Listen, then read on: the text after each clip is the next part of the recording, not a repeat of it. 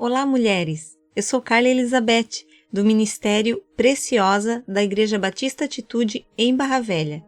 Estamos iniciando a leitura do livro Como Ter o Coração de Maria no Mundo de Marta, fortalecendo a comunhão com Deus em uma vida atarefada, da autora Joanna Weaver.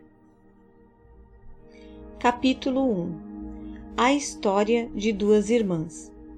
E aconteceu que, indo eles de caminho, entrou numa aldeia, e certa mulher, por nome Marta, o recebeu em sua casa.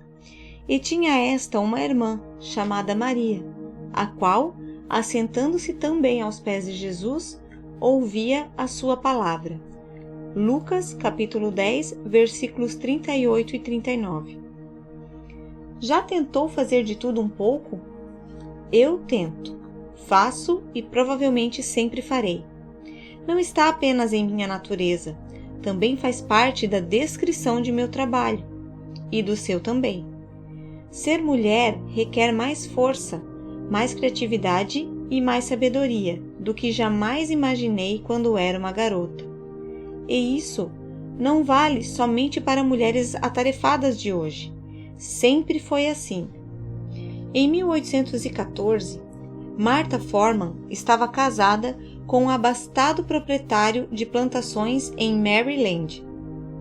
Você deve pensar que ela passava os dias tomando chá, usando vestidos encantadores e dando ordens aos seus empregados, enquanto conversava com importantes convidados.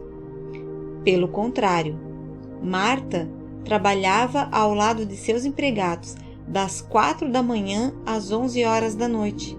Dentre suas atividades diárias estavam transformar de 13 a 15 quilos e meio de sebo em vela, cortar 14 camisas, casacos ou calças para escravos, a quem sempre chamava de o povo ou nossa família, tricotar meias, lavar, tingir e fazer fios de lã, assar tortas de carne e pudins de batata, semear ou colher trigo, matar animais da fazenda e salgar a carne, plantar ou colher frutas e verduras, fazer geleias e compotas de frutas, caiar ou pintar as paredes, passar roupa, preparar grandes festas, cuidar da família doente e dos escravos.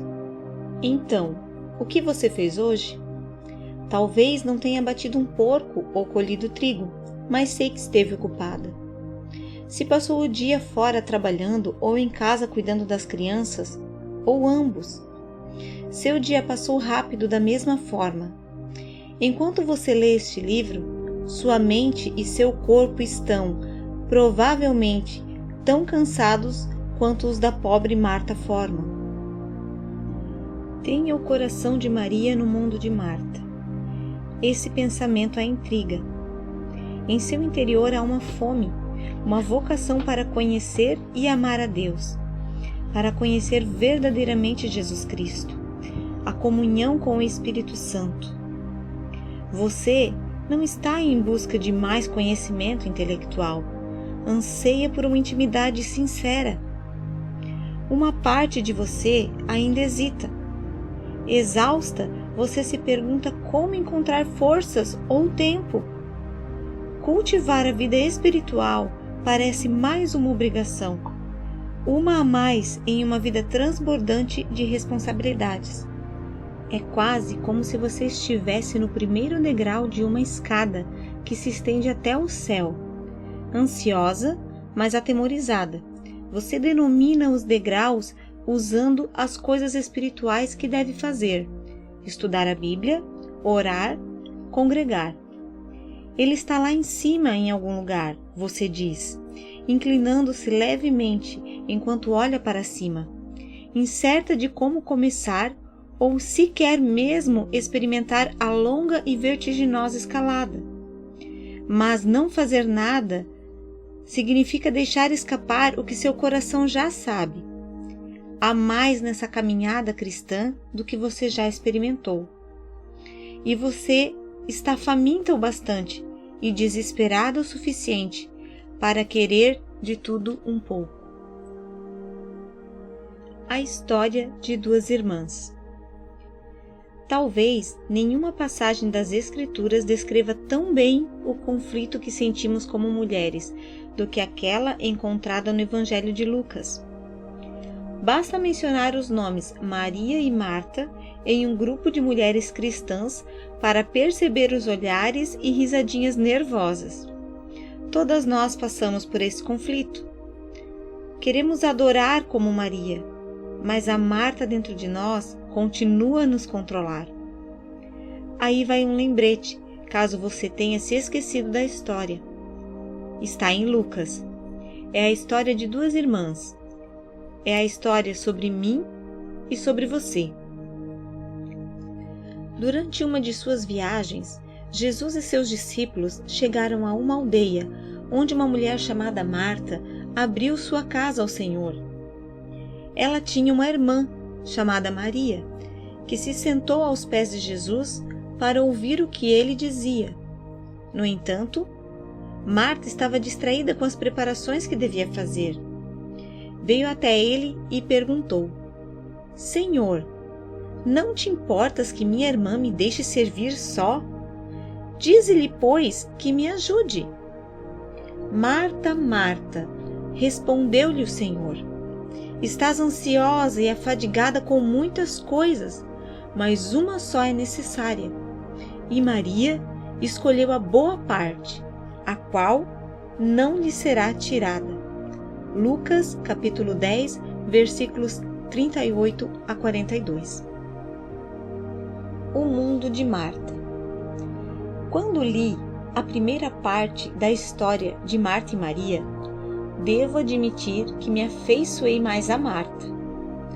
Sei que somos propensas a proclamar elogios a Maria em estudos bíblicos, mas Marta, para ser honesta, combina melhor com minhas tendências perfeccionistas. Que mulher abre sua casa para um grupo de 13 homens famintos, talvez mais? Que anfitriã! Ela não prepara uma panela improvisada de macarrão semi-pronto com salsichas e queijo, como costumo fazer nessas ocasiões. Ela não. Ela é a verdadeira Martha Stewart, ou, então, a mulher virtuosa descrita em Provérbios 31. Bem, ao menos é assim que eu a imagino. Ela é a rainha da cozinha e do resto da casa também. A história de Lucas começa com Marta em seu momento de glória. Afinal, trata-se de Jesus. Ela rasga o cardápio comum do dia a dia, composto por sopa e pão, e resgata todos os livros de receita. Este, decide ela, será um banquete digno de um Messias, para o Messias. Marta envia um servo ao campo para abater um cordeiro e outro ao mercado para escolher algumas daquelas saborosas romãs que vira ontem. Como em um quartel-general, ela dita as ordens para seus assistentes de cozinha. Põe as lentilhas de molho, soquem os grãos, sovem a massa. Tanta coisa para fazer em tão pouco tempo. Ela deve se assegurar de que as peças da mesa e os guardanapos combinam, e que o criado sirva o vinho do lado direito e não do esquerdo. A mente de Marta está tão ocupada quanto um quarto cheio de crianças do jardim de infância. O que seria mais adequado para a sobremesa? Queijo de cabra com uma bandeja de frutas frescas? Será que Jesus e seus seguidores passarão a noite aqui? Alguém deve trocar os lençóis e dobrar algumas toalhas. Onde está Maria? Alguém a viu? Ela pergunta a um servo, apressando-o. Se Maria trocasse os lençóis, Marta poderia ter tempo de moldar o queijo em forma de arca e esculpir as frutas como pequenos animais marchando 2 a 2. Produções dessa magnitude requerem a habilidade de uma mestra em planejamentos. E Marta é a administradora extraordinária. Sou a mais velha da família. Talvez seja por isso que eu compreenda quão frustrada Marta deve ter se sentido quando finalmente encontrou Maria. A casa inteira estava em alvoroço, agitada para receber o mestre mais famoso de seu tempo, provavelmente o próximo rei de Israel. Posso enxergar a raiva que ferve dentro de Marta ao olhar a irmã preguiçosa sentada aos pés do mestre na sala de estar. É muito simples. Com tantas coisas a serem feitas, lá está sentada a pequena Maria, muito teimosa, participando de uma reunião somente para homens. Pior, parece ignorar Marta gesticulando no corredor. Marta tenta tossir. Chega até a lançar mão de sua arma mais eficaz, o olhar de raiva, famoso por intimidar os homens. Mas nada do que fazia era capaz de surtir efeito em sua irmãzinha. Maria só tinha olhos para Jesus. Já em seu limite, Marta faz algo inédito. Interrompe a reunião dos rapazes, certa de que Jesus ficará ao seu lado. Afinal, o lugar de mulher é na cozinha. Sua irmã Maria deveria estar ajudando a preparar a refeição. Marta percebe que há uma espada afiada em sua voz, mas Jesus vai compreender. Ele sabe mais do que ninguém o significado de carregar o peso do mundo. É claro que você não encontrará tudo isso na Bíblia. Lucas dedicou apenas 4 versículos para um acontecimento destinado a mudar a vida de Marta para sempre, e a minha também, e a sua, se permitir que essa verdade fundamental penetre em seu coração.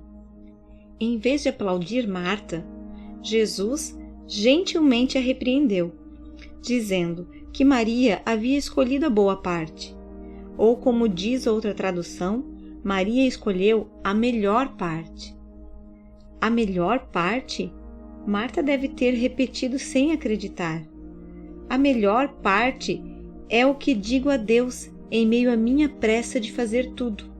Quer dizer que há mais? Eu tenho que fazer mais? Não, não. Chega a resposta ao meu cansado coração. As palavras de Jesus, descritas em Lucas 10, são inacreditavelmente libertadoras para aqueles que se ocupam com os trabalhos árduos dessa vida. Não é mais o que ele requer de nós. De fato, pode ser menos.